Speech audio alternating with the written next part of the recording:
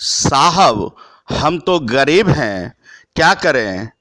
घर में रहेंगे तो भूख हमें मार देगी, बाहर निकलेंगे तो कोरोना हमें मार देगी। करें तो करें क्या? साहब, हम तो गरीब हैं। जी हाँ, कुछ ऐसी ही दर्दनाक दास्तान है गरीबों की, जो परदेश में कमाने जाते हैं। अपने बीवी बच्चों को गांव में छोड़कर लंबी दूरी की ट्रेनें पकड़कर जाते हैं परदेश को 2 वक्त की रोटी कमाने के लिए। बिहार के विभिन्न जिलों से ट्रेनों में लदकर पहुंचते हैं पंजाब, दिल्ली, तमिलनाडु, कर्नाटक, महाराष्ट्र, हिमाचल प्रदेश, तमाम हरियाणा जैसे प्रदेशों में पहुंचकर वे मजदूरी करते हैं, 2 वक्त की रोटी जुटाते हैं और घर को ये पैगाम देते हैं कि चलो, हम तो यहाँ कमा रहे हैं, तुम कम से कम चैन की रोटी खाओ। लेकिन साहब, अब तो वह दिन भी नहीं रहा, वह वक्त भी नहीं रहा। मजदूरी भी मिले तो मिले कैसे, जब काम नहीं है, जब कोई घर से बाहर नहीं निकलेगा, रोजी रोजगार नहीं होगी, तो भूखों तो मरेंगे ही, और बाहर निकलेंगे तो कोरोना हमें मार ही डालेगी। साहब, इस दर्द को समझिए। आपको बता दें कि अनुभवी आंखें न्यूज कार्यालय में फ़ोन कर लोगों ने ऑडियो रिकॉर्डिंग भेजकर निवेदन किया कि वे लुधियाना में फंसे हुए हैं, वे दिल्ली में फंसे हुए हैं, हिमाचल में फंसे हुए हैं, और ऐसे तमाम जगहों से हमें फ़ोन आया कि हम बिहारी हैं, हम फंसे हुए हैं। अनुभवी आंखें न्यूज़ से उम्मीद है कि प्रशासन शासन हमारी तकलीफ़ को समझे। कुछ ने तो कहा कि साहब, अब मरे या जिए, हम तो अपने गांव जाएंगे ही, कम से कम हमारी लाशें हमारे घर तक तो पहुँचे।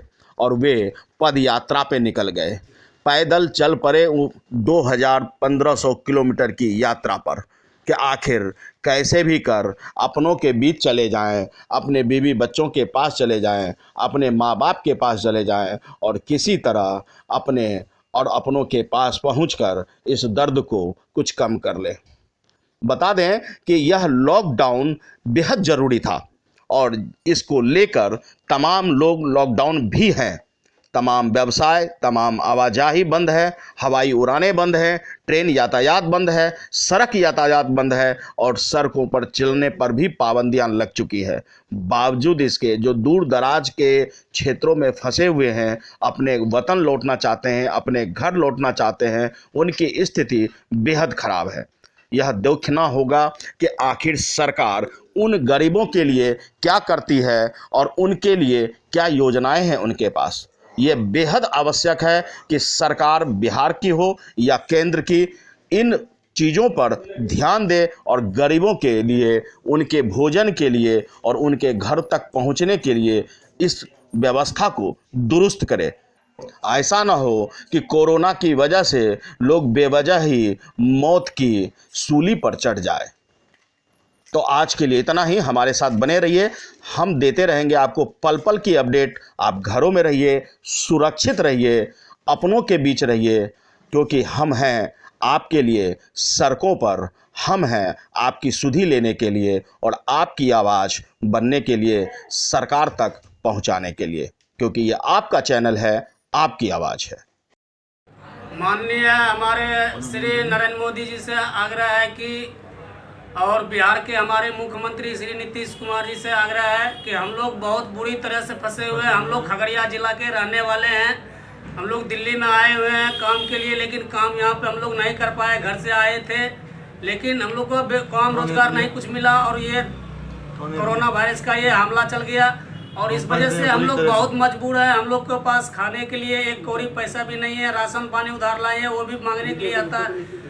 और ऐसा है सर, हम लोग इतना विनती करते हैं कि आप लोग से गुजारिश है कि आप लोग हमारे घर तक छुड़वाइए, बस इससे बढ़ के और सब कुछ नहीं है। और जितने देख रहे हैं सब, जितने भी भाई सब बैठे हुए, सब के सब ऐसे बेरोजगार बैठे हुए हैं। राशन पानी के लिए कुछ पैसे नहीं है सर, हमारा ऐसे सब चीज़ पड़ा हुआ है। राशन वाले पैसे मांग रहा था, 2 किलो सामान लाया था राशन के लिए, वो भी खत्म हो चुका है सर।